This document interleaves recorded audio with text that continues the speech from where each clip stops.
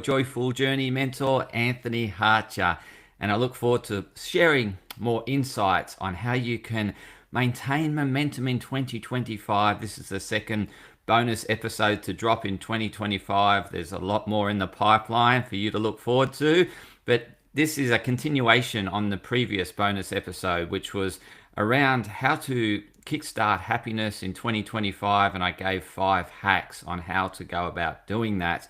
This is how to maintain momentum, because once we make a start, we want to continue on this momentous journey on finding more joy. So how do we do that? It really starts with understanding your why. Why is this change important to you? Really getting connected with that, and keep asking the question why. Just like kids do to adults, they keep asking, well, why is that so? Why is that? Why is that? Why is that? And the more you ask yourself why this new goal of yours to find more joy and fulfillment in 2025 is so important to you, the more you'll find the answer.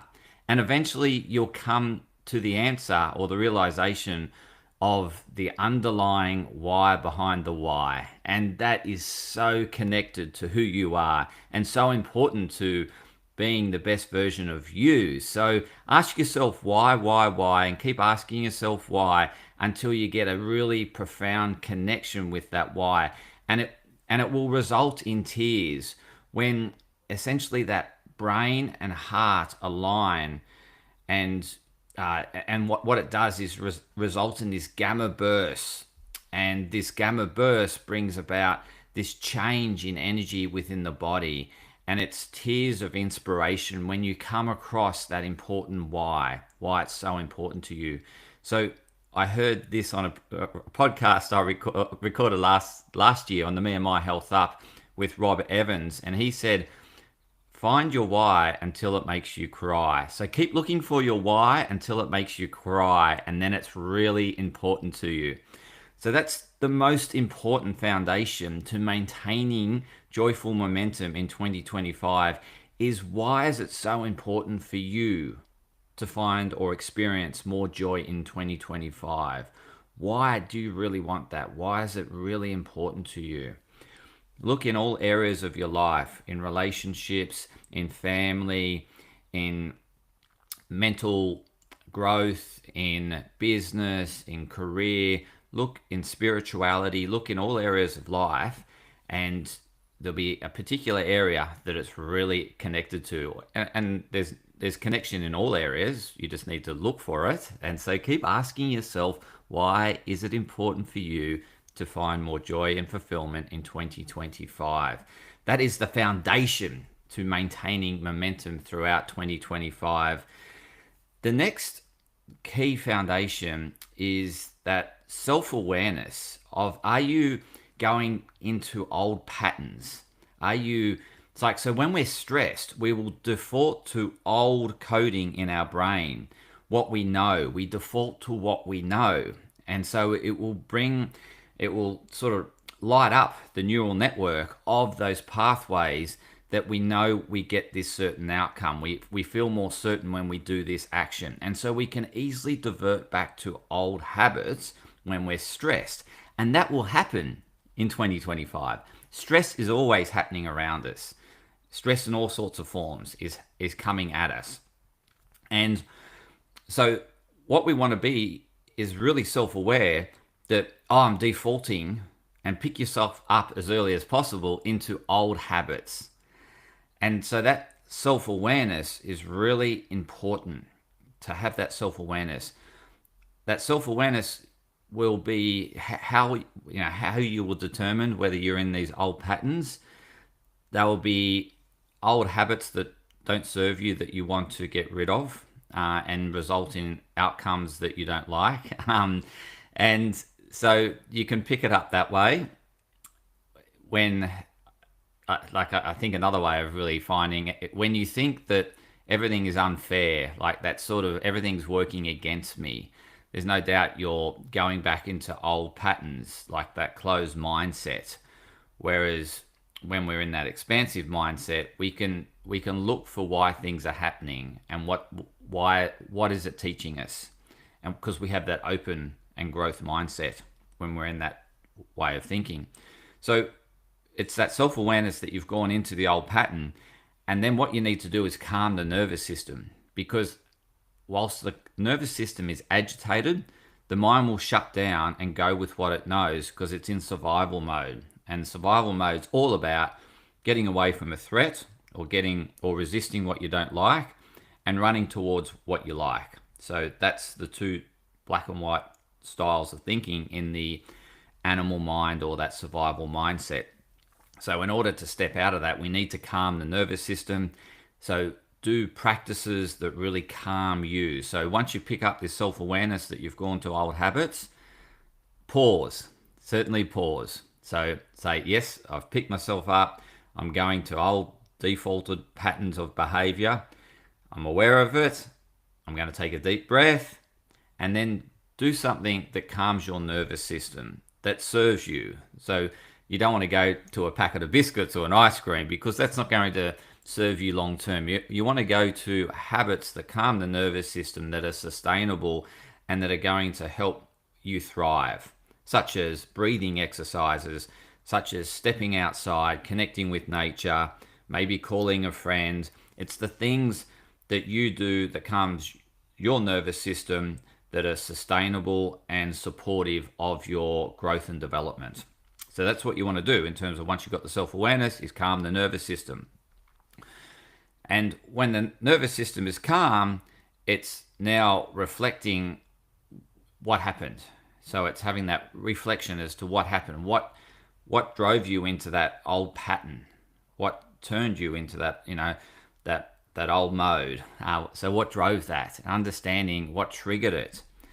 And then what you can do is work through that trigger. If you're not able to do that, then certainly you can reach out to me to get support around working with that trigger and what's triggering you off, what's stopping you from moving forward because you're getting triggered by something that hasn't been healed within you. So that's really important, is to obviously dissolve the triggers. Otherwise, they do. You keep running into these old triggers that then send you off into these old patterns of behavior. So it's important you become aware of what those triggers are and get some help to dissolve them. Then in terms of maintaining the momentous energy throughout the year, it's really about taking a step forward even when you've taken a step back. So it's about, just like a kid does, the minute they fall down, they don't give up on trying to walk. They're straight away getting back up and giving it another go. That's what we want to do, is once we go back to old patterns of behavior, pick it up and get back on track.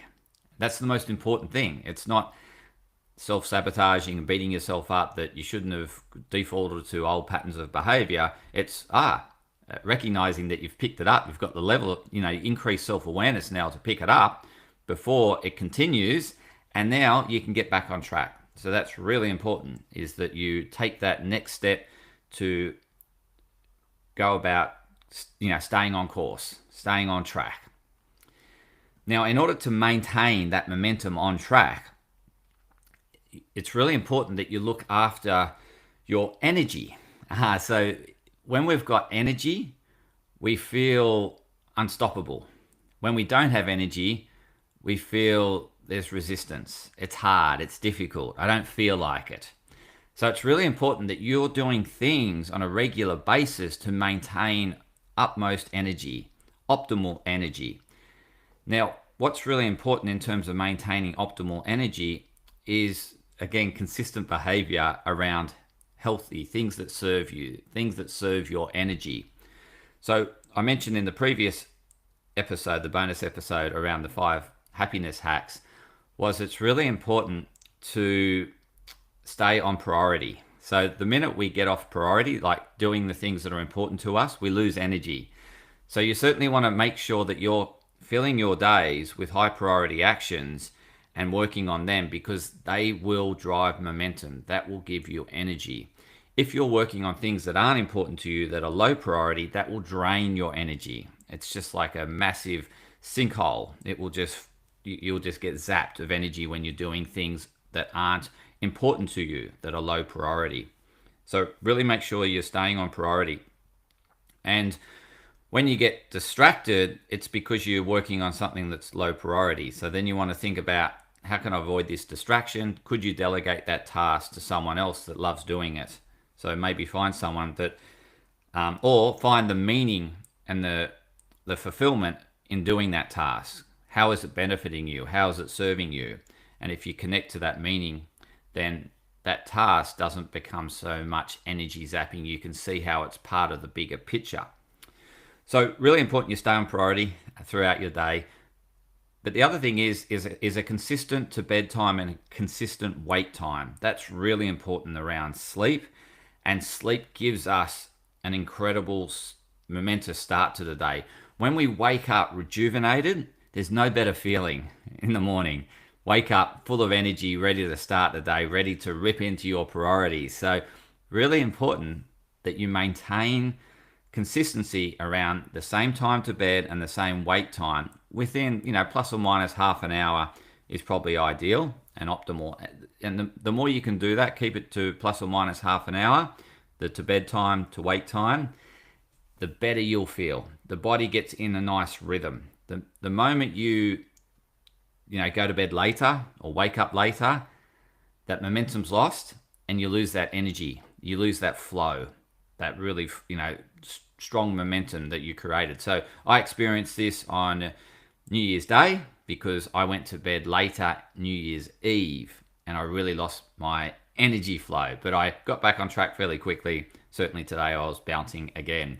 So if you do lose your momentum, the best way to restart your momentum is getting up at sunrise and connecting with that early morning light. That early morning light really sets about a cascade of neurotransmitters and hormones that lift you up, that get you going for the day. And that's with first sunrise. And then if you're then winding down at sunset, that really helps in terms of setting up the network of chemicals within your body to support a good night's sleep. So we really want to make sure that we are seeing bright light in the morning and no light at night, or minimal light at night. That's really important too around the consistency. So same time to bed, same wake time, and then making sure you're seeing bright light in the morning. That's not screen time. That's not bright enough. Getting outside is bright light. So getting outside first thing in the morning is really important. And then minimizing lighting at night once the sun goes down. That's really important in terms of maintaining that great sleep. Because when you're getting good sleep, you feel energized and ready to get into those priorities that are most important to you every day. So that's really, and then it's really important to help that momentum by kickstarting metabolism. Our metabolism is most active during daylight hours, and the closer we have that to waking, the better. So the closer we eat to waking, the better, because we also are supporting the signal that the light, the receptors in our eyes are getting, the light receptors in our eyes are getting, that it's daytime. By eating something, then we're also sending signals to the body that it's daytime and it's time to start metabolism. So really getting that whole body in sync working with you is essential, because when we're doing the wrong things at the wrong time of the day, such as eating late at night, it really works against us, because our body won't digest the food as well. We'll feel full and bloated, and it will affect our night's sleep, and it has this cascade effect.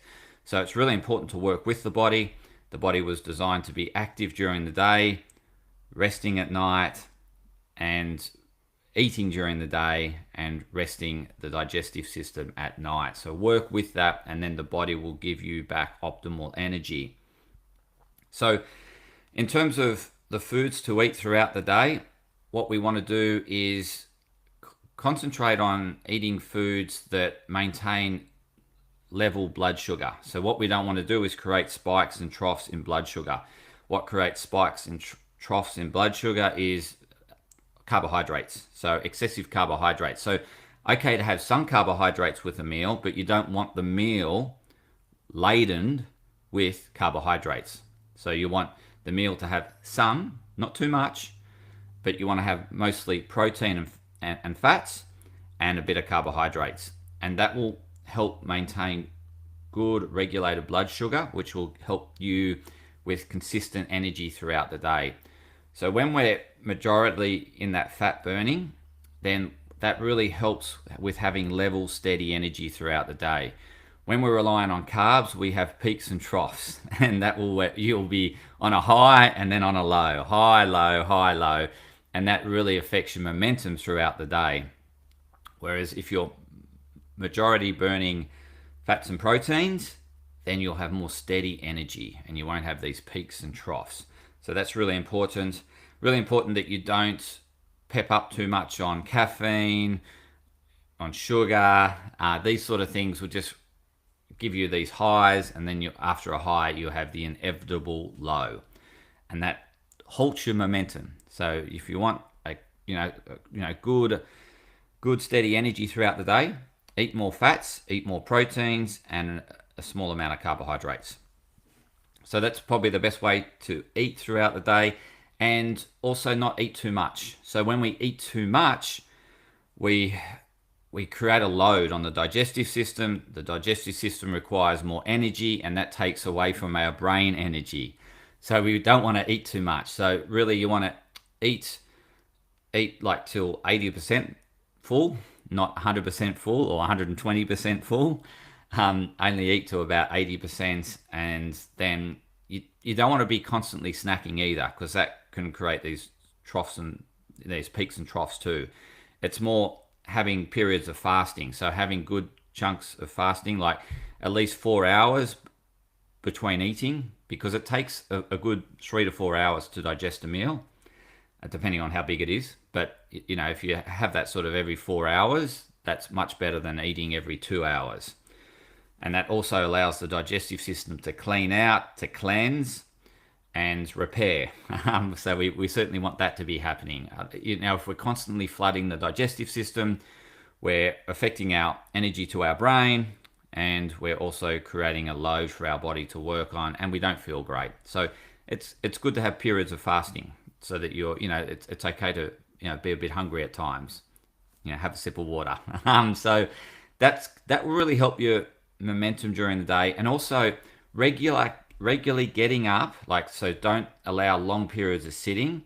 You want to get the blood flowing. You want to get the blood circulating, get the toxins out of your body, and we need to get up regularly. So it's really important to do concentrated work, say for an hour, and then having a break and moving around and walking. Or if your concentration only lasts about half an hour or 40 minutes, then doing it till it fades. Once you lose or get distracted, then get up, move around, go for a walk around the block, step outside, experience some sun.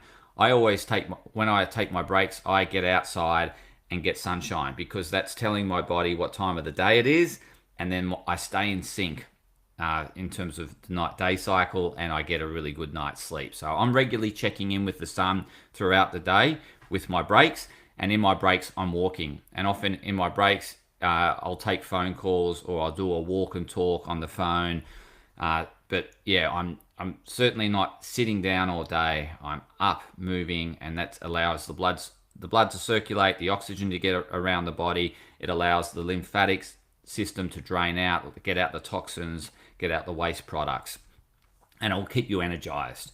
So certainly not having long periods of sedentary time, and breaking that up with active time, moving time. And it can just be a walk around the block, walk outside, do some stretches, but just getting away from your desk, getting away from the computer, getting away from the screen is really helpful for the eyes as well, and to avoid eye strain and headaches. So and then making sure that you maintain hydration throughout the day. So not drinking excessive amounts of water. So you're going to the toilet every half an hour. You don't want to drink excessive amounts of water, but enough water to maintain a nice, consistent hydrating effect on the body, to keep the drainage, the flow, that get the toxins, and also it keeps the energy. It keeps the energy there. So yeah, drinking filtered water. Don't drink tap water, but making sure you're sipping, but you're not gulping, and not trying to drink excessively. Drink when you're thirsty, but don't drink excessively, and don't try to drink 3 liters a day or 2 liters a day, because you're really best to get connected with the body and see what the body needs and go with thirst signals, as opposed to you thinking that you need to hit a goal of 2 to 3 liters, because your body may not need 2 to 3 liters. You may not be sweating that much, and you don't require that amount of water. Excessive water is not good for us.